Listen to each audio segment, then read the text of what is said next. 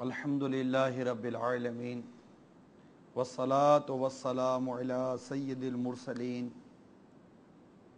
اما بعد فاعوذ باللہ من الشیطان الرجیم بسم اللہ الرحمن الرحیم الصلاة والسلام علیک یا رسول اللہ وعلی آلک واصحابک یا حبیب اللہ الصلاة والسلام علیک یا نبی اللہ وعلی آلک واصحابک یا نور اللہ نبی رحمہ شفیع امت صلی اللہ تعالی علیہ وآلہ وسلم کا فرمان عالی شان ہے، جو کہ مجھ پر ایک مرتبہ درود پاک پڑھتا ہے اللہ تعالی اس پر 10 رحمت نازل فرماتا ہے۔ صلو علی الحبیب صلی اللہ تعالی علی محمد۔ اللہ تعالی قرآن پاک میں ارشاد فرماتا ہے وَأَتِمُّ الْحَجَّ وَالْعِمْرَةَ لِلَّهِ، ترجمہ کنز ایمان، حج و عمرہ کو اللہ کے لیے پورا کرو۔ بخاری شریف کی حدیث ہے، تاجدار مدینہ سرور قلب و سینہ صلی اللہ تعالی علیہ وآلہ وسلم کا فرمان باقرینہ ہے، جس نے حج کیا اور رفث یعنی فحش کلام نہ کیا اور فسق نہ کیا تو گناہوں سے پاک ہو کر ایسا لوٹا جیسے اس دن کے ماں کے پیٹ سے پیدا ہوا ہو۔ اللہ تبارک و تعالی تمام عازمین حج کا سفر مبارک فرمائیں اور ذوق و شوق کے ساتھ شریعت کے دائرے میں رہتے ہوئے حج و عمرہ اور زیارت مدینہ کی سعادت نصیب فرمائے۔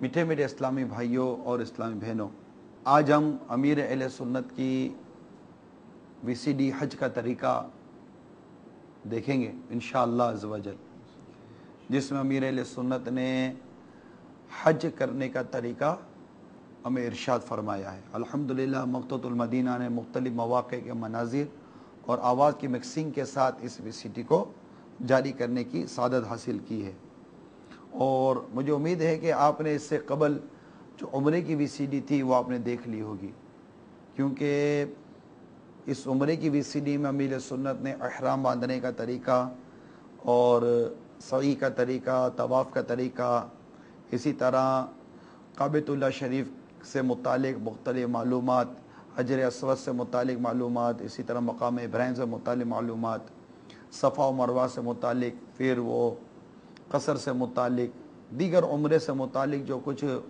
معلومات تھی، یہ امیر سنت نے ہمیں عمرے کا طریقہ نامی VCD میں پہلے سے عطا کر دی ہیں۔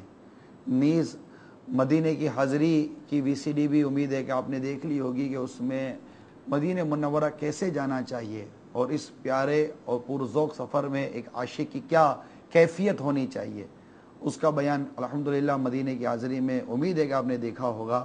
تو الحمدللہ مکتبۃ المدینہ نے گویا کہ تینوں VCD ہمیں عطا کر دی ہیں، عمرے کا طریقہ، حج کا طریقہ اور مدینہ کی حاضری۔ آج انشاءاللہ تعالی ہم حج کا طریقہ جو VCD ہے یہ دیکھیں گے، اور اس میں ہم امیر سنت نے جس طرح اپنے تجربات و مشاہدات بیان کی ہیں انشاءاللہ تعالی اس کی جھلک دیکھیں گے۔ بڑی پرذوق اور بڑی ہی ایمان افروز اور معلوماتی یہ VCD ہے، اول تاخیر دیکھنے کی نیت کر لیجئے۔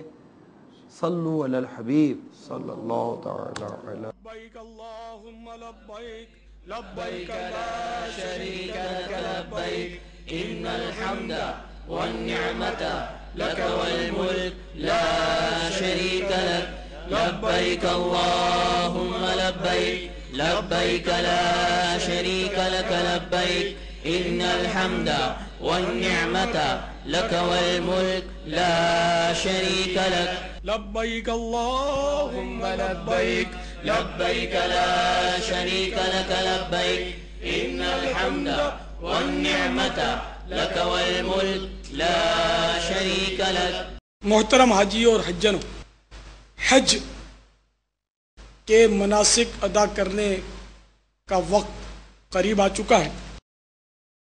اگر آپ نے ابھی تک حج کا احرام نہیں باندھا تو 7 ذوالحجہ کو باندھ لیجئے. 8 کو بھی باندھ سکتے ہیں. 7 کو باندھ لیں گے جلدی ثواب شروع ہو جائے گا. اور یہ تمتع والے، باقی قران و افراد والوں کو تو احرام پہلے سے ہی باندھا ہوا ہے. یہ آج ہی وہ پہنچے ہیں تو بے شک وہ بھی حج کا باندھ لیں، قران کی نیت کر لیں، اور حج افراد والے حج افراد کی نیت کر لیں، اور جو طریقہ بتایا گیا اس طریقے کے مطابق برتیں.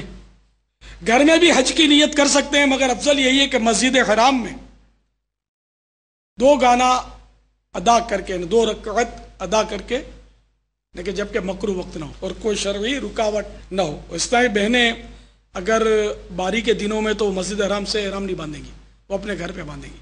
تو بہرحال یہ کہ اس طرح حج کی نیت کرنی ہے.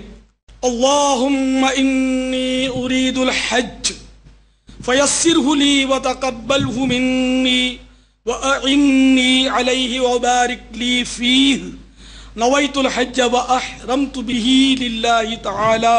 اے اللہ عز وجل، میں حج کا ارادہ کرتا ہوں تو تو میرے لیے اسے آسان کر اور مجھ سے قبول فرما، اور اس میں میری مدد کر اور میرے لیے اس میں برکت دے.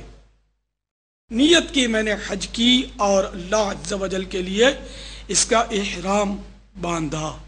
حج کے احرام کی نیت کے بعد اسلامی بھائی بلند آواز سے اور اسلامی بہنیں دھیمی آواز سے 3 بار لبیک پڑھیں. لبیک اللہم لبیک لبیک لا شریک لک لبیک ان الحمد والنعمت لک والملک لا شریک لک لبیک اللہم لبیک لبیک لا شریک لک لبیک ان الحمد والنعمت لک والملک لا شریک لک لبیک اللہم لبیک لبیک لا شریک لک لبیک ان الحمد والنعمت لک والملک لا شریک لک. اب ایک بار پھر آپ پر احرام کی پابندیاں عائد ہو گئیں. اب اگر چاہیں تو ایک نفلی طواف میں حج کے اجتماع، رمل اور سعی سے فارغ ہو لیں. اس طرح طواف و زیارہ میں آپ کو رمل اور سعی کی ضرورت نہیں رہے گی، ورنہ طواف و زیارہ میں رمل اور سعی کی سعادت حاصل کر لیجئے. اجتماع طواف و زیارہ میں نہیں ہو سکتا کیونکہ آپ حسب معمول لباس میں ہوں گے. 7 ذوالحجہ سے ہی حاجیوں کی منتقلی مینا شریف میں شروع ہو جاتی ہے، جبکہ 8 ذوالحجہ کی ظہر سے لے کر 9 ذوالحجہ کی فجر تک 5 نمازیں مینا شریف میں ادا کرنا سنت ہے. تصور کیجئے آج 8ویں تاریخ کی صبح ہے، ہر طرف دھوم پڑی ہے، سب کو ایک ہی دھن ہے کہ مینا چلو مینا چلو.